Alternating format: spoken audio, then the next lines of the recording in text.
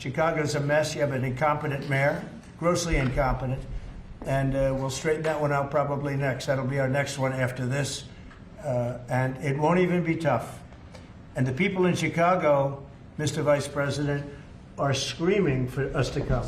They're wearing red hats. So, you know, I really am honored that the National Guard has done such an incredible job working with the police. And we haven't had to bring in the regular military, which we're willing to do. We have to. And after we do this, we'll go to another location and we'll make it safe also. We're going to make our country very safe. We're going to make our cities very, very safe. Chicago's a mess. You have an incompetent mayor, grossly incompetent, and we'll straighten that one out probably next. That'll be our next one after this, and it won't even be tough. And the people in Chicago, Mr. Vice President, are screaming for us to come. They're wearing red hats, just like this one, but they're wearing red hats.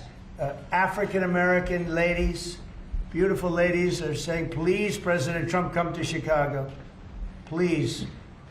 I did great with the black vote, as you know, and they want something to happen. So I think Chicago will be our next, and then we'll help with New York, and we're going to help with, and I think really, I think a lot of these people that you see on television, they are, including the people in this audience, they'll say bad things about me, and then they'll say, thank God he's here, because half of them got mugged, and they don't want to get mugged again. But they're, you know, they work for they work for stupid people that are radical left, and they're made to do things and say things that they don't want to be saying.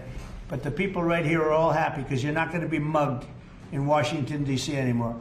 I just want to say Johnny's been my friend for a long time. He's an incredible guy, and we will lay out the red carpet. Andrew, you're going to be fantastic. Rick is going to be everything Rick ever touched has always worked out, and he's working with me on the Kennedy Center. And his very good friend was an actor on Broadway for 5 years, right? And I assume he's helping us a little bit, right? Yes. And Andrew, you're all excited about it? Absolutely. Would you like to say something? This is a great opportunity, Mr. President, to show off the first 250 years of the United States of America, the greatness, and then the hope and promise of the next 250 years. When you think this World Cup is going to be over our 250th birthday, Mr. President, your leadership, obviously, with FIFA leading the way, this is the largest sporting event in the history of the world under the Trump administration. So very excited. I just want to say one thing. Andrew Giuliani, so his father is Rudy, the greatest mayor in the history of New York, I think by far. He took a ravaged city, a city that was really under siege. Probably most people thought it was going to survive. He turned it around. He was a great, great mayor. And then they treated him very, very unfairly. You go back and tell your father all of the things that have come out over the last couple of months through Tulsi and through all of the people, Cash, everybody. They've proven your father 100% correct. His father was treated so unfairly. Your father has been 100% correct. And tell him we all love him, okay? Thank you, Mr. President. It's been amazing. What he had to go through was very, very unfair, nasty. These are bad people. Mr. Vice President, would you like to say something? Well, sure, Mr. President. Thank you, and thanks to Johnny for being here. We're very thrilled about the World Cup. Just to echo something the President said about crime in Washington, D.C., this is the national capital of the greatest nation in the world, and we had murder rates just a few weeks ago that rivaled some of the worst third world cities anywhere, even in very, very poor regions of the world. Why did we accept that? Why did we allow it to happen? We allowed it to happen because we had broken leadership in Washington, D.C., and unfortunately sitting behind the Resolute desk. What we have shown in just under 2 weeks of taking law enforcement seriously is that the American people can have their streets back if their leadership is willing to put in the time and the resources. Mr. President, you've shown in Washington, D.C. that we can have safe streets again. We've just got to have the political willpower to focus on the bad guys and to give the American people back their communities. We are focused on doing that thanks to the President's leadership. Thank you. And that's a really very small percentage. It's 2%, 3%, but that 2% and 3% wreaks just havoc throughout a community.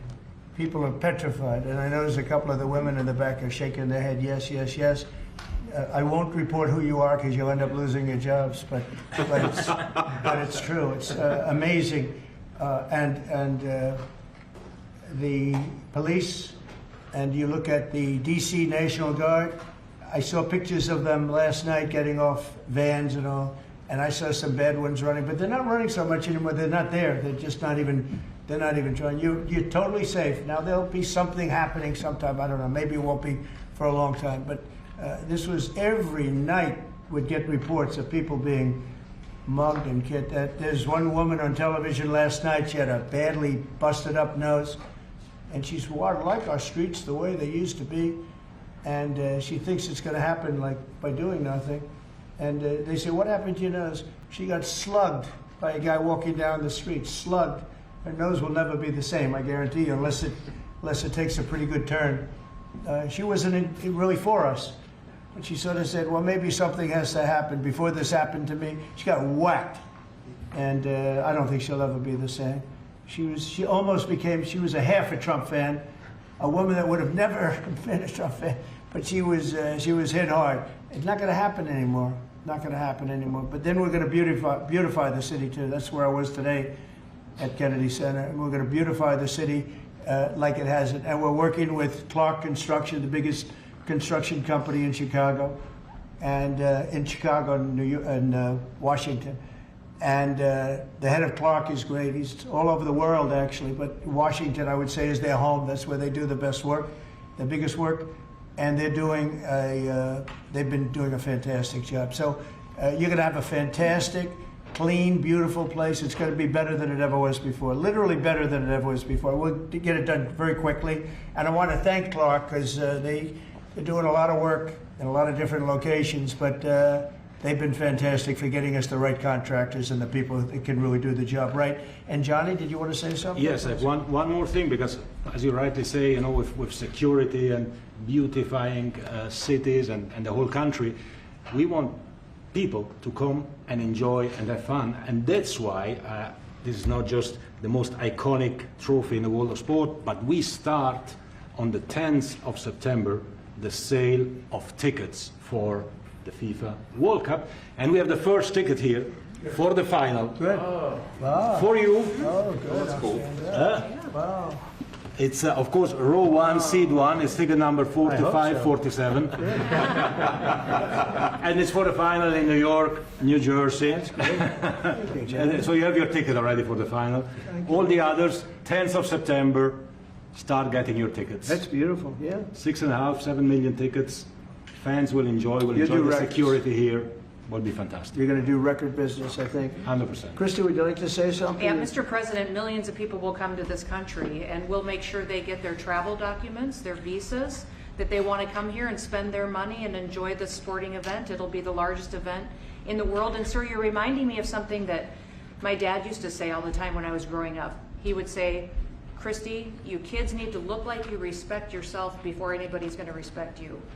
And in this country, when people look at our streets, when they look at our capital, you're bringing respect back to this city. And people will respect our country more because it's safe, it's clean, it's beautiful. And what you're doing is transforming this nation by making sure that our laws are upheld. And millions of people are going to come and be able to enjoy it next year, and I'm excited about that. Thank you for doing that. Well, our country is respected again.